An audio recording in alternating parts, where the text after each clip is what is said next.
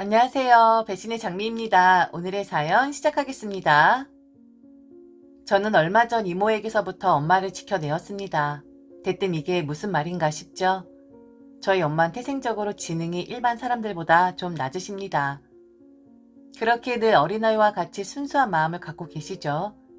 저희가 어렸을 때부터 지금까지 늘 한결같은 사랑을 보여주시고 저희에게 대단한 것을 바라지도 않으십니다. 그저 건강하게 학교 다녀오면 꼭 안아주시며 사랑을 표현해 주셨죠. 저희 아빠는 그런 엄마를 진심으로 사랑해 주셨고 사랑 많은 엄마와 아빠의 울타리 안에서 저와 동생도 건강하게 자랄 수 있었습니다. 저희는 한 동네 오래 살다 보니 엄마는 그 동네는 혼자도 잘 다니셨고 동네 한 마트에서 저희가 어릴 때부터 일을 해 오셨습니다. 단순 업무이다 보니 엄마도 충분히 하실 수 있었고 감사하게도 마트 직원분들이 다들 엄마를 많이 배려해 주셔서 오래도록 다닐 수 있었습니다. 성실한 아빠는 저희 가족을 위해 무한 희생을 하셨고 여유롭지 않은 집안 형편으로 투잡 쓰리잡까지 뛰며 열심히 사셨습니다. 저희는 양가에서 그리 환영받는 가족은 아니었습니다. 친가에서는 부족한 며느리라고 외가에서는 우리 가족이 자신들에게 짐이 될까 거리를 두었습니다. 우리가 어려서도 모두 느낄 수 있었어요. 그만큼 노골적으로 우리 가족에게 거리를 두었으니까요. 그래도 괜찮았습니다. 우리는 우리 가족만으로도 충분히 행복했으니까요. 어느덧 세월이 흘러 우리 남매는 모두 성인이 되었고 감사하게도 부모님 덕분에 대학까지 모두 졸업할 수 있었습니다. 남동생이 대학을 졸업하고 회사에 취직한 지 3일째 되던 날 아빠가 일을 하던 중 갑자기 쓰러지셔서 병원으로 실려 가셨다는 연락을 받았습니다. 너무 놀라 온 가족이 일을 하다 말고 아빠가 계신 병원으로 갔고 아빠는 심장마비로 그대로 돌아가셨습니다. 정확한 원인은 알 수 없지만 과로와 스트레스로 인해 그러실 수 있다고 하더군요. 그러고 보니 아빠의 삶은 철저히 가족들만을 향해 있었고 무거운 책임감 아래 근 30년을 하루에 15시간씩 일을 해 오셨습니다. 우리가 조금만 더 능력이 있었다면 조금이라도 빨리 일을 쉬시게 해드렸을 건데 그러지 못해 정말 죄송하고 또 죄송했습니다. 아빠의 장례식엔 외가에서 막내 이모가 대신해서 와서 조의금 봉투를 전하고 갔습니다. 친가에선 슬픔을 함께 나누었지만 장례를 치르는 3일 내내 모자란 아내 만나 평생을 고생만 하고 갔다며 저희 엄마를 타박을 하셨습니다. 보다 못한 제가 그만 좀 하시라고 누구보다 힘들어하는 우리 엄마가 보이지 않느냐고 하자 바보 멍청이가 남편이 죽은 줄은 알겠냐며 말도 안 되는 억지까지 하였죠. 장례를 마치고 큰 고모가 조의금 내역과 봉투를 좀 보자고 당신들 앞으로 들어온 건 챙겨가야겠다고 하십니다. 그래서 모두 오픈해 드렸습니다. 그러자 어르신들끼리 봉투들을 열어보며 이런저런 이야기를 하시더니 저희에게 받을 건 저희 외가에서 주고 간 조의금 정도라며 외가에서 들어온 봉투만 주고 가십니다. 그래서 가서 따져 물었어요. 엄마 직장 손님들도 오시고 저와 동생의 손님들도 오셨는데 어떻게 그렇게 계산이 되는지 모르겠다고요. 그러자 큰 고모가 하는 말이 너무나 부족하지만 저희 아빠가 일평생 우리 가족을 위해 희생하고 고생한 것에 대한 그 값을 당신들께서 가져가는 것이라고 그렇지 않으면 저희 가족이 용서가 되지 않을 것 같다고 합니다. 그러면서 어쩜 사위가 형부가 매형이 돌아가셨다는데 처가에선 고작 그 정도 조의금을 할 수 있는 거냐며 수준 한번 알만하다면서 평생 처가에서도 저 정도 대우받다 돌아가신 아빠가 너무 불쌍하다며 소리를 지르더군요. 우린 아무것도 할 수 있는 게 없었습니다. 아주 어린 나이는 아니었지만 지인들의 부모님의 장례에도 가볼 일이 그간은 없었고 특히나 가족의 장례라는 걸 처음 겪어보았기에 그러한 것에 아는 것도 없었고 경험 부족했던 우리에겐 뒤에서 든든하게 버텨줄 어른도 없었습니다. 그렇게 큰 고모가 던져놓고 간 외가의 봉투를 열어보자 마치 짠 듯 이모도 외삼촌도 모두 3만 원씩 넣었더군요. 차라리 하지를 말지. 그렇게 아빠를 보내드리고 우리는 더욱 똘똘 뭉쳐 열심히 살아야 했습니다. 아빠의 빈자리에 마음이 힘들었지만 그래도 다행인 건 우리 둘이 직장을 다니고 있었기에 경제적인 어려움은 당면하지 않아도 되는 거였습니다. 아빠가 돌아가시고 엄마에게 이제는 정말 일을 그만두고 쉬라고 했습니다. 그간도 늘 엄마에게 쉬길 권했지만 엄마는 일을 하겠다고 하셨었거든요. 그런데 이번에도 엄마는 일을 하겠다고 합니다. 일하는 게 즐겁다고요. 저희는 지금까지도 엄마를 위해 최선을 생각했던 만큼 엄마를 위해 엄마가 하시고 싶은 대로 하시게끔 했습니다. 한편으로 생각해보면 집에만 계시는 것보단 생산적인 일을 하시는 게 나을 수도 있겠다 싶었거든요.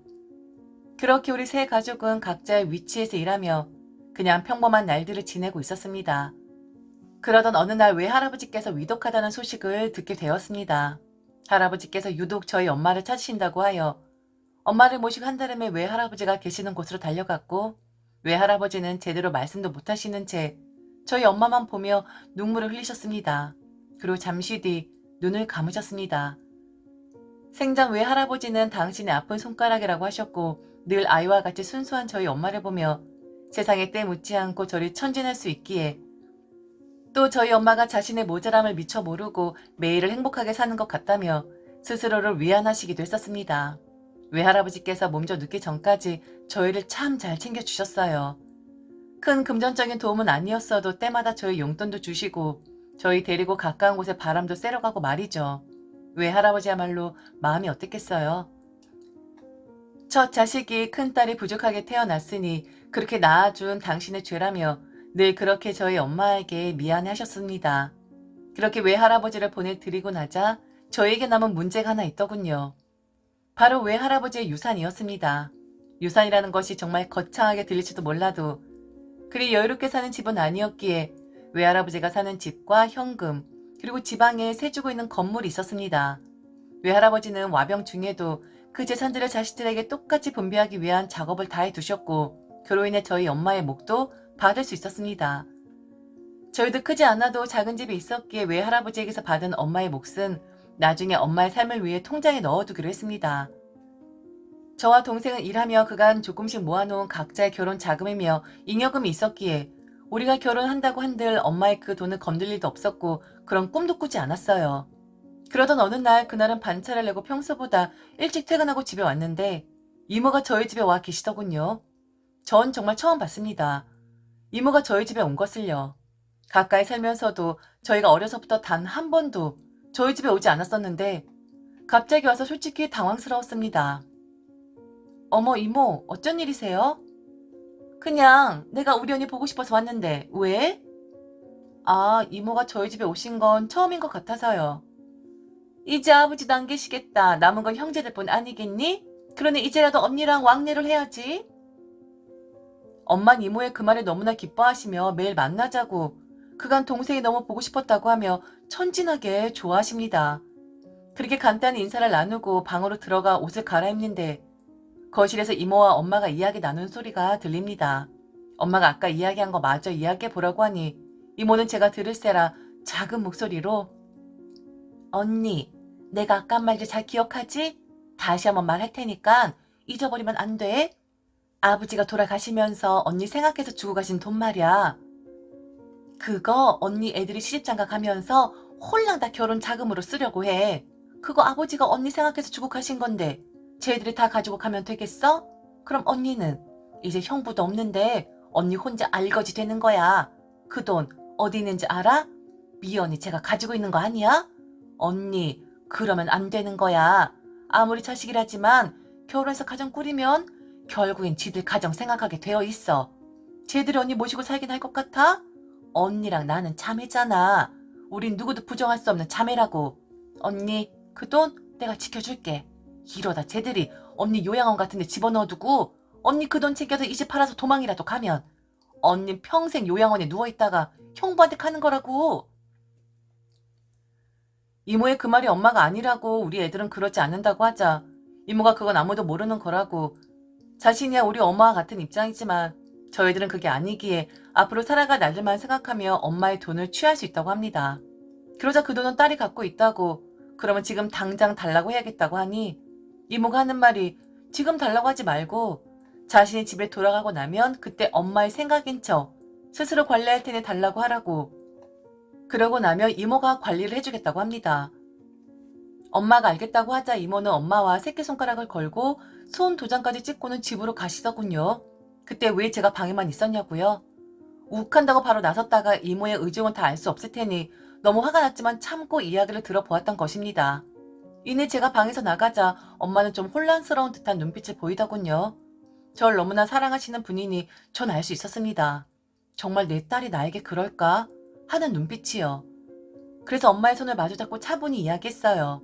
이모가 하는 말 들었다고요. 엄마는 어떻게 생각하냐고 하니 당신의 딸이 그럴 리 없는데 이모가 그렇다고 하니 정말 제가 엄마의 돈을 가지고 가고 엄마를 요양원으로 보내버릴까봐 걱정이 된다고 하시는 겁니다. 불안하게 떨리는 엄마의 그 눈빛에 너무나 마음이 아팠어요. 아빠를 그렇게 보내고 외할아버지를 그렇게 보내고 이제야 겨우 안정을 찾은 엄마인데 그런 엄마에게 와서 이렇게나 흔들어 놓은 이모를 용서할 수가 없었습니다. 하지만 지금은 엄마를 먼저 안정시켜야 했기에 엄마의 두 손을 꾹 잡고 두 눈을 지그시 바라보며 말했습니다. 엄마 나 믿지? 난 지금까지 엄마에게 거짓말 한 적도 없고 지키지 못할 말 한 적도 없어. 난 말이야, 그 동생도 말이야. 절대 할아버지가 엄마 앞으로 남긴 그 돈 건들지 않아. 엄마가 큰 돈을 계산하는 걸 조금 어려워하니 우리가 같이 가서 엄마 이름으로 만든 그 통장에 넣어둔 거잖아. 그 돈 내가 함부로 쓰지 못해. 엄마 통장에 들어있으니까. 그리고 너무 기특하게도 우리 둘이 지금까지 일하면서 각자 결혼할 돈도 다 마련해놨어. 그런데 그 돈이 우리가 왜 필요해? 그렇지? 모르겠어. 동생은 어떤지 모르겠지만 솔직히 나는 결혼 생각도 없어. 난 엄마가 좋은데? 그래서 난 평생 엄마랑 살 거야.